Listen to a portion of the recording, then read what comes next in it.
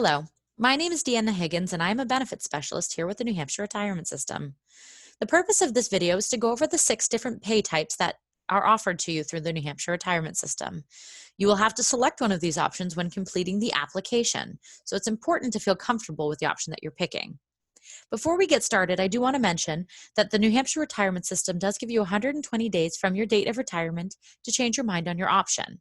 So don't feel like you have to pick something and be stuck with it.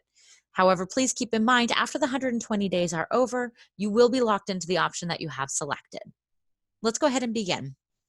Now, the first option that's available to you is maximum.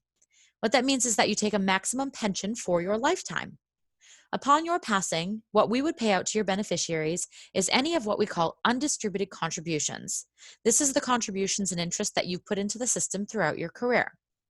What's very important is each month that you collect your pension, we are going to start by reducing that bucket. So what that means is that in approximately 5 to 6 years, you will have exhausted all of the contributions and interest you've put into the system. Now, that's not to say that you won't still have a pension because it is a lifetime benefit. It just means that outside of that 5 to 6 year time frame, there will probably not be any death benefits that are payable to your beneficiary upon your passing in this scenario. The next option is option 1. Now, option 1 is very similar to the maximum retirement. However, it is a reduced monthly pension.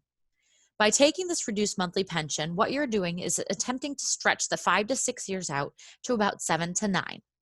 Upon your passing, the monthly benefit still stops, and we would still pay out a lump sum of all undistributed contributions and interest to your beneficiary. So, for example, if a maximum benefit is $1,000 and you opt for an option 1 that's only $900, you're now taking a little bit less each month out of that bucket.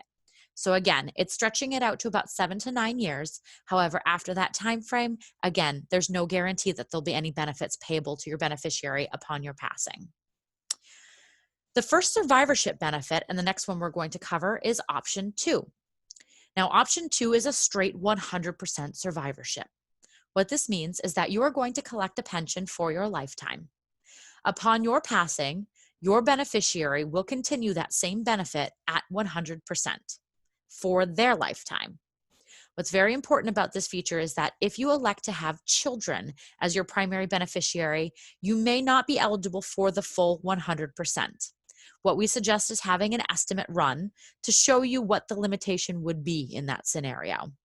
And the reason for this is it is still based on actuarial tables. So of course, by listing a child, more than likely we will pay this benefit for longer than if you had listed a spouse or someone closer in age or older than you. The next option that you have is option 3.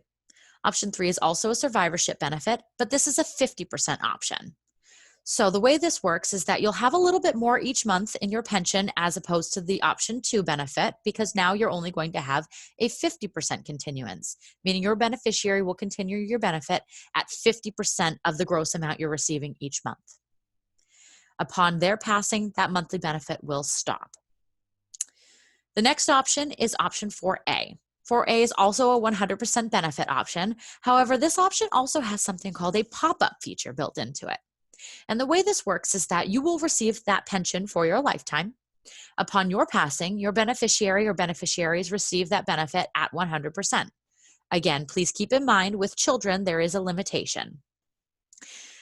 The difference between option 4A and option 2 is if your beneficiary or beneficiaries were to pass before you, you would actually pop up to the maximum benefit.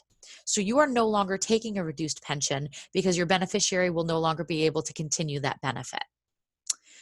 Option 4B is very similar, but this is a 50% survivorship with the pop-up. So again, you will receive a pension for your lifetime. Upon your passing, your beneficiary would also receive that benefit. However, this would be at 50% of the gross benefit.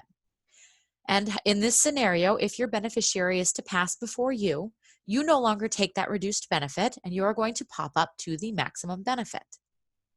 Thank you very much for going over this with me. If you have any questions, you can always contact the NHRS Member Services phone team at 603-410-3677. Thank you very much for your time today.